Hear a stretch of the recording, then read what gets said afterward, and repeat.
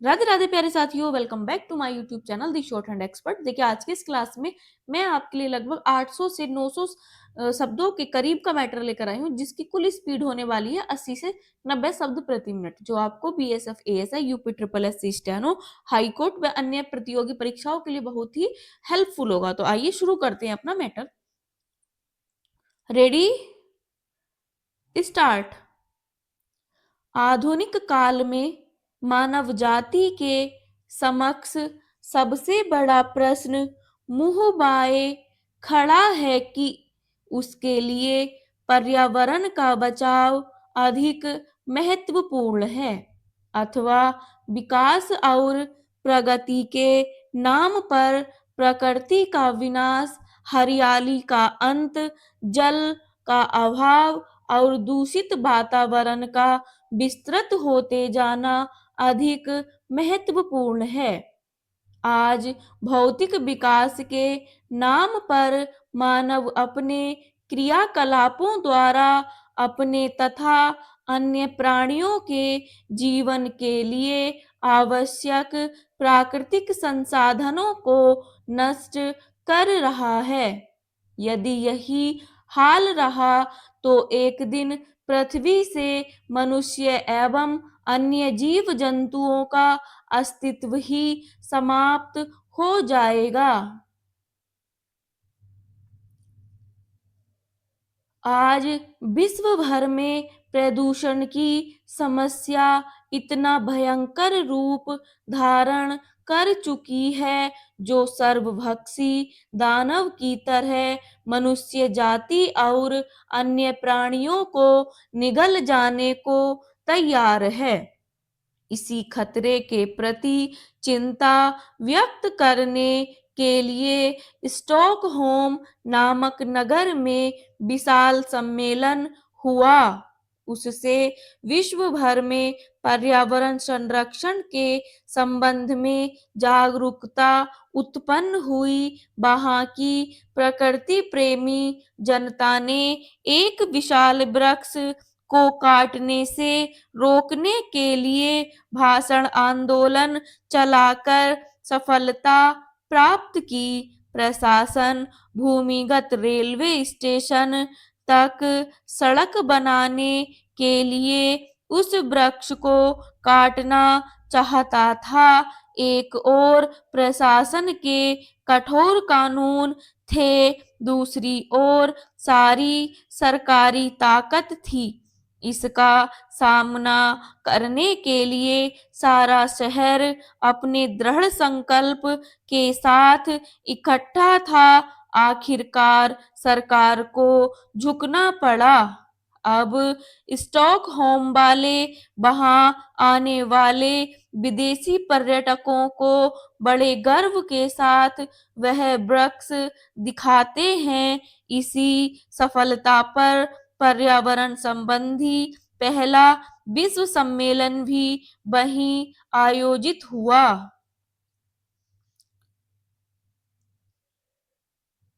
विश्व के विकसित और आर्थिक वैज्ञानिक देशों की पर्यावरण संरक्षण के प्रति नीति और भी आश्चर्यचकित करने वाली है। ये विकसित देश ही विश्व पर्यावरण को सर्वाधिक क्षति पहुंचाते हैं और विश्व पर्यावरण के प्रदूषित होते जाने का सारा दोष विकासशील देशों पर मढ़ देते हैं। सन 2002 में दक्षिण अफ्रीका के जोहान्सबर्ग में विश्व के टिकाऊ विकास पर विश्व शिखर सम्मेलन का आयोजन किया गया था। इस सम्मेलन में संयुक्त राष्ट्र के तत्कालीन महासचिव कोफी अन्नान ने व्यापक चर्चा के लिए 5 क्षेत्र सुझाए और इन पर व्यापक चर्चा भी हुई। ये 5 क्षेत्र हैं: जल, ऊर्जा, स्वास्थ्य, कृषि एवं जैव विविधता। इस सम्मेलन का मुख्य एजेंडा था पर्यावरणीय सुरक्षा के साथ टिकाऊ विकास सम्मेलन में जीवाश्म ईंधन, पेट्रोल, डीजल, कोयला को क्षति से बचाने के लिए पवन ऊर्जा एवं सौर ऊर्जा के विकास पर आम सहमति बनी।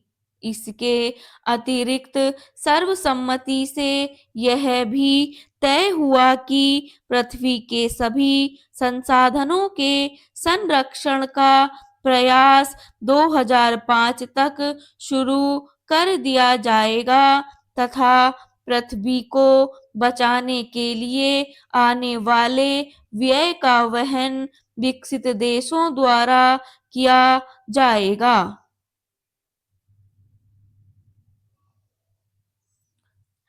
पर्यावरण प्रदूषण के कारण भूमंडलीय तापमान में निरंतर विस्तार हो रहा है।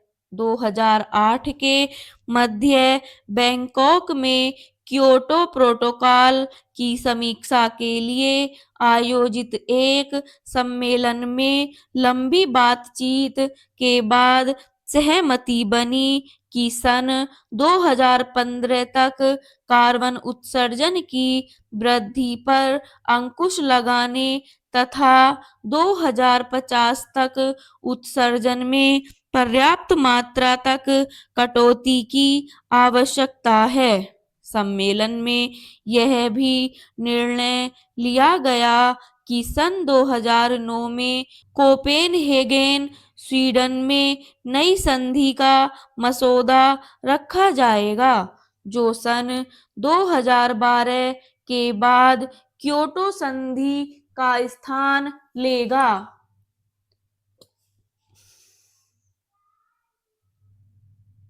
आप पूछ सकते हैं कि यह वैश्विक तापमान क्या है?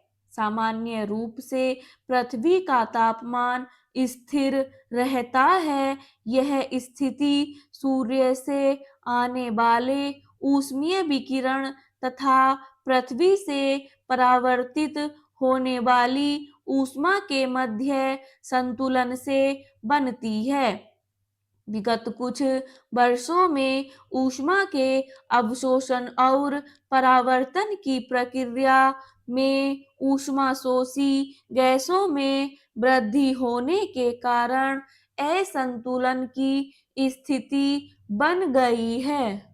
परिणामतः पृथ्वी का वातावरण हरित ग्रह का रूप लेता जा रहा है। Carbon dioxide, methane, chlorofluorocarbon, nitrous oxide जैसी गैसें पृथ्वी के वातावरण में ग्रीन हाउस प्रभाव पैदा करती हैं। ये ऊष्मारोधी गैसें पृथ्वी की सतह के चारों ओर एक घना आवरण बना लेती हैं, जिससे धरती की सतह से होने वाली विकिरण की प्रक्रिया में अवरोध उत्पन्न होता है।